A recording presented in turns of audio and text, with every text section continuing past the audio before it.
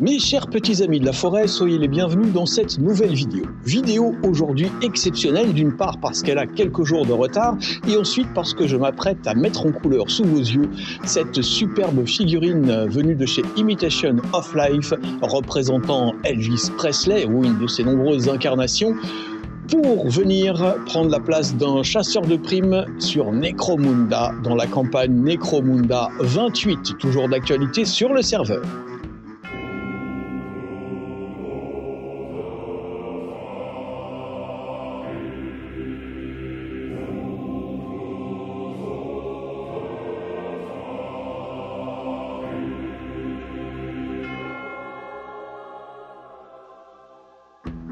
Et donc, mes chers petits amis de la forêt, voici donc cette figurine après une sous-couche zénitale avec un coup de bombe chestnut de chez Molotov, avec un éclairage zénital, avec une couleur hausse. Bon, celle-ci vient aussi de chez Molotov, mais vous pouvez prendre n'importe laquelle. On attaque tout de suite les hostilités avec du Cool Blue de chez Green Stuff World, une Dipping Ink, donc une contraste-like comme on dit. Je vais l'appliquer avec un pinceau relativement large mais précis, de façon à avoir une bonne réserve de couleurs dessus. Donc vous voyez, c'est un bleu un peu passé, pas très gueulard, qui va en fait me servir à obtenir à la fin un effet de blanc bleuté extrêmement élégant. Ce sera blanc-bleu. Donc voilà ce que ça donne après passage. Et voilà ce que ça donne une fois seul. Vous voyez que la couleur est extrêmement discrète, mais un léger voile bleuté sur cette magnifique jumpsuit blanche du King. On enchaîne avec du contraste Gulliman Flèche. Alors, on va évidemment s'occuper de son visage et de toutes les parties couleur chair, à savoir le visage, les mains et son torse. J'attaque par les yeux. Je pose la couleur dans les yeux et puis je viens la tirer ensuite sur le reste du visage. Alors ça me permet déjà d'être sûr que les yeux seront bien marqués. Et puis ça me permet aussi un petit peu de dégoûter mon pinceau et de faire en sorte que l'amas de couleurs viennent surtout se loger dans les creux principaux, à savoir les deux orbites. Je continue avec son torse. Alors je pense que oui, le torse d'Elvis devait être un peu plus velu que ça, et je pense que ce n'est pas le vrai, mais c'est pas grave, il fera tout à fait l'affaire. J'enchaîne avec ses mains.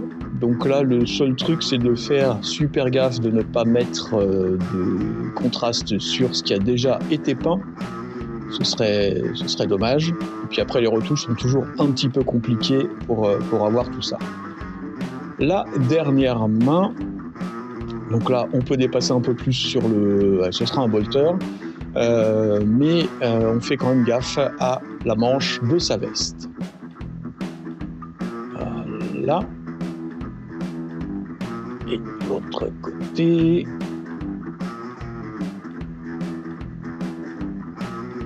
Voilà. Eh ben c'est pas mal. Alors, je vais aussi en mettre sur sa chevelure, ce qui va en fait, pour l'instant, le convertir en sosie de Johnny Hallyday, mais ça va en fait surtout nous servir de teinte de base avant de passer plus tard du noir, ce qui fait que sur les zones les plus claires du noir, qui sera un Dipping Ink aussi, on aura des reflets un petit peu bruns. Voilà, ça donnera quelque chose de plus naturel. Voilà, à que coucou, c'est joli. Bon, allez, on va maintenant s'occuper du Alfwood Brown que je vais appliquer soigneusement sur la guitare de Mickey's Jazz de notre Elvis Presley de Bazar. Donc là aussi, la seule chose sur laquelle je vais faire vraiment attention, c'est de ne pas empiéter sur ce qui a déjà été peint. Et puis pour le reste, toute la guitare va être recouverte de cette couleur, ce qui fera une teinte de base. Je n'oublie pas évidemment, et je fais super gaffe parce que c'est un peu touchy, je n'oublie pas les côtés de la caisse. Et puis je m'occupe également de la sangle de la guitare. Voilà, donc tout ça, ce sera fait avec du Alfwood Brown de chez Green Stuff World. Et voilà le résultat. C'est toujours Johnny Hallyday, je suis d'accord, je vous ai entendu.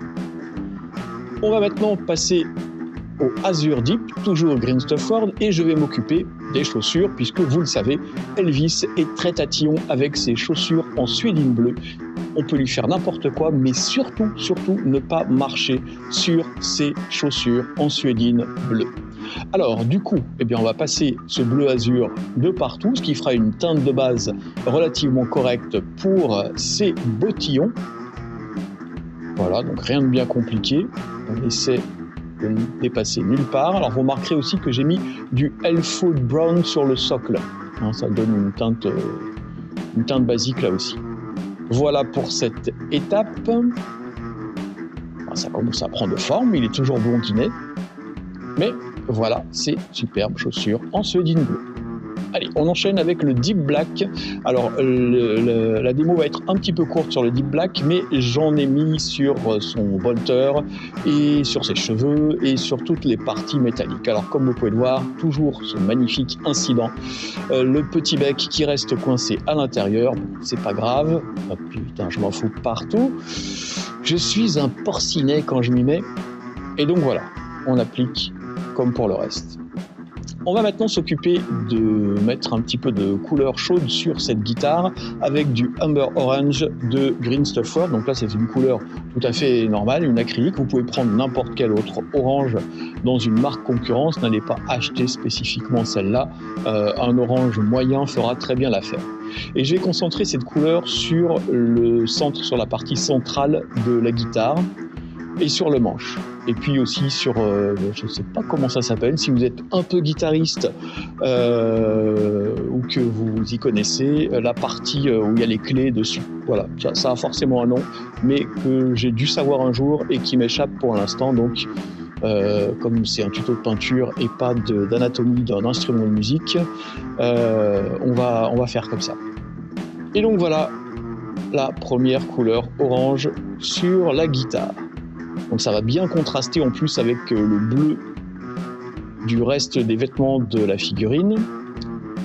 Voilà pour les couleurs de base. On va maintenant s'occuper de l'effet Grimdark. Alors il va être très très léger, hein, je ne vais pas insister dessus. Avec cette fois-ci, bah écoutez, on va changer un peu. Je vais prendre de l'énamel mat, dilué toujours avec un petit peu de White Spirit, et une fois qu'évidemment le reste est bien sec, eh bien je viens l'appliquer sur la totalité de ma figurine. Je vous ai écourté l'étape avec les cotons-tiges, c'est toujours la même chose que dans les autres vidéos. Donc si vous découvrez la chaîne avec cette vidéo, eh bien je vous invite chaleureusement à aller voir les autres pour comprendre ce qui se passe entre cette étape et ça. Voilà, donc là j'ai estompé, ce qui fait qu'on a une espèce de patine, et puis vous voyez une espèce de voile un petit peu brun, très très léger, qui va en plus donner une espèce d'unité à la figurine. Ça j'aime beaucoup. On va donc maintenant s'occuper d'éclaircir les différents blocs de ma figurine, et pour ça on va attaquer avec son vêtement et avec de l'encre acrylique de chez Daler & Rowney. Le blanc acrylique, le meilleur blanc acrylique du monde, je vous l'ai déjà dit, je le redis, et ça se vérifie à chaque utilisation. Donc, toujours très soigneusement, je viens éclairer les arêtes et toutes les parties en relief qui sont censées accrocher la lumière. L'idée quand vous faites une figurine pour du tabletop, mais ça vaut pour tout. Mais vous vous rappelez, sur cette chaîne, on ne fait que du tabletop ou du tabletop plus, mais surtout pas de la figurine de concours. Le but, c'est de faire en sorte que la figurine soit extrêmement lisible une fois posée sur la table de jeu. Donc on va booster au maximum les contrastes d'éclairage et faire en sorte que toutes les parties qui sont orientées vers le haut, eh bien, soient les plus claires possibles, et que toutes celles qui sont restées dans l'ombre soient les plus sombres possibles, sans forcément passer par du noir ou du blanc pour l'éclaircissement. Là, le blanc, parce qu'il est habillé en blanc. Elvis, il a eu d'autres tenues, mais sur la fin, c'était du blanc, et c'est vraiment sa tenue iconique. Voilà ce que ça donne. On va éclaircir maintenant le visage avec du Paul Flech de Green Stuff World, avec un pinceau toujours précis. La peinture est légèrement diluée de façon à être suffisamment couvrante, sans faire de pâté, mais à ne pas dégouliner dans les creux, car ce serait une catastrophe. Et progressivement, on va venir marquer là aussi toutes les zones en relief qui accrochent la lumière qui vient du haut, la lumière zénitale. Alors, large front, et puis on s'occupera ensuite de sa musculature, de son poitrail. Voilà, j'insiste un peu sur les pectoraux. Je vais évidemment travailler par la suite les abdominaux. Et puis, on terminera sur les phalanges de ses mains. Donc, toutes les parties chères vont être éclaircies comme ça, en passant cette couleur plus claire sur la partie haute des éléments à éclaircir, de façon à ce que la couleur la plus sombre soit vers le bas. Ça accentue l'effet de relief et vous pouvez le voir, la figurine, là c'est pas filmé de très près, est extrêmement lisible. Ok ? Donc appliquez-vous bien, là aussi la peinture doit être diluée juste comme il faut, sans quoi ça risque d'être assez catastrophique pour les mains, parce que s'il y a de la couleur claire qui vient dégouliner entre les doigts, c'est un peu compliqué pour rattraper le truc. C'est toujours faisable, mais c'est un peu compliqué. Donc voilà, toujours un pinceau fin, une peinture diluée, mais pas trop, juste pour qu'elle soit suffisamment souple et couvrante. Et puis on vient insister sur les parties extrêmes, les plus exposées à la lumière. Hop, une dernière petite retouche sur les abdominaux. Et ben je crois qu'on est pas mal. Voilà ce que ça donne. On pourrait presque s'arrêter là, mais on va continuer un petit peu parce qu'il y a encore un peu de boulot sur notre Elvis Presley. On va revenir avec notre premier orange, on va revenir mettre des zones de lumière sur le manche et toujours cette partie de la guitare dont j'ignore le nom. On va revenir redéfinir un petit peu tout ça de façon à ce que ce soit plus lisible. Alors ce tirage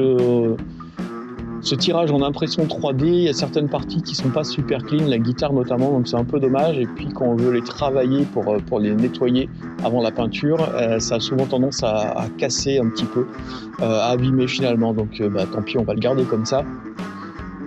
Et donc je passe mon orange sur toutes les parties les plus exposées à la lumière une fois de plus. Donc c'est un éclairage moyen, je reviens simplement remettre la couleur de départ dessus, la couleur de base. Et puis avec le Flaming Orange, donc c'est un orange un peu plus lumineux, je vais maintenant m'occuper de l'éclaircissement. Donc il y a le Elfwood Brown au départ, et ensuite mon orange moyen, et puis dernier éclaircissement qui va se faire avec ce Flaming Orange. Donc vous voyez simplement des petites touches aux endroits où la lumière accroche le plus. On va retoucher ces bottines en suédine bleue, ces blue sweat shoes, avec du Teclis Blue et toujours un pinceau fin. Donc vous voyez qu'avec la patine que j'ai passée avec la peinture énamel marron, eh bien se sont un peu ternies. Et moi j'ai envie qu'elle soit bien claquante parce qu'il en prend soin, hein. C'est un peu sa fierté. Donc je vais repasser en laissant les creux foncés, je vais repasser sur toutes les parties en relief. Sans trop insister, vous voyez, je ne vais pas remettre du blanc encore pour éclaircir parce que la suédine n'a pas ce côté brillant. Donc ça a plutôt tendance à absorber la lumière. Et donc on va rester sur un bleu un peu pétant et assez flat, assez mat, assez plat. Alors on va s'occuper maintenant de faire briller la chevelure gominée de notre Elvis. Donc pour ça, je reprends du noir Dipping Ink et je viens mettre un peu de Teclis Blue dedans. Bon, n'importe quel bleu moyen que vous avez fera l'affaire. Et je vais venir travailler une par une les mèches de sa badane. Alors c'est plutôt une coque d'ailleurs. Voilà, ce qu'on appelle en anglais une pompadour. Donc le pinceau, il faut qu'il soit fin et précis, et puis on va venir tracer chacune des mèches. Prenez votre temps, faites ça tranquillement. N'essayez pas d'aller vite parce que vous allez tout foirer. Bon, là j'ai l'impression d'aller vite, mais non. Je viens vraiment tracer, dessiner avec la pointe du pinceau en ayant les mains bien calées et sur la table et la main qui bouge sur la main qui est calée sur la table. Et je vais doucement. Il faut vraiment aller doucement. Parfois, vous avez des tutos, alors, rarement les miens, mais vous avez des tutos qui sont tout finement d'accélérer. On perd un peu la notion de la vitesse d'exécution. Vous voyez, c'est très, très lent et précis.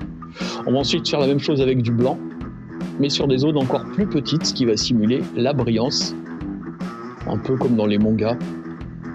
sur les reliefs des cheveux. On pourrait aussi rajouter après du vernis brillant, je ne l'ai pas fait ici, mais ce serait faisable. J'ai toujours un peu du mal avec les zones en vernis brillant parce que il y a un petit côté fève en porcelaine. Et bof. Donc voilà ce que donne l'éclaircissement sur les cheveux. Ça marche pas trop mal. Hop là. T'as vu? C'est classe, non? Non? Dis-moi dans les commentaires que c'est classe. Et donc, on va maintenant redonner un peu de hall à notre Elvis en passant de l'Andalusian Earth dessus.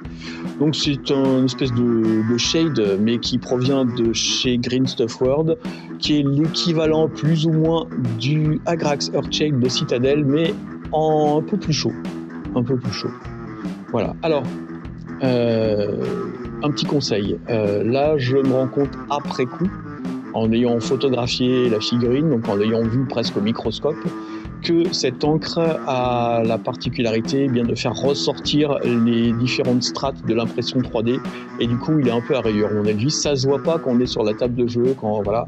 Mais par contre, dès qu'on regarde de près, il est tout en rayures, donc je m'excuse par avance, il va être en rayures pour la suite.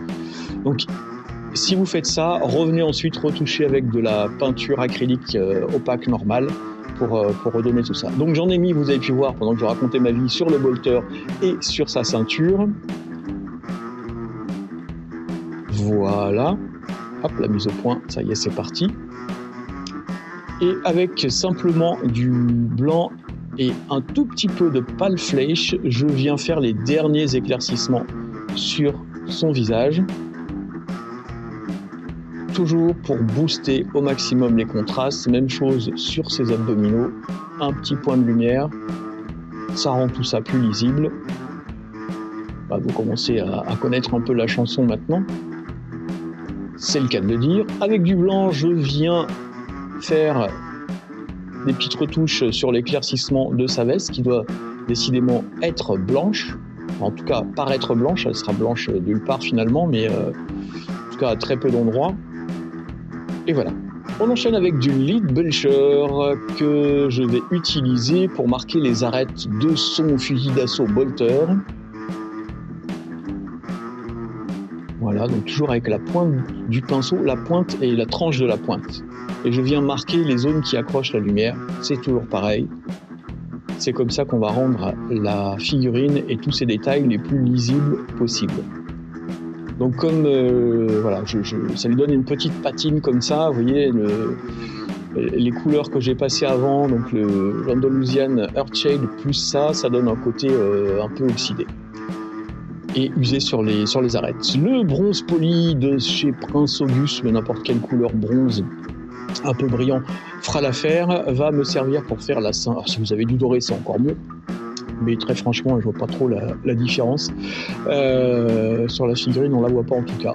Je vais donc passer sa ceinture tête de mort, ses boutons dorés, et puis les différents clous qu'il va avoir sur son pantalon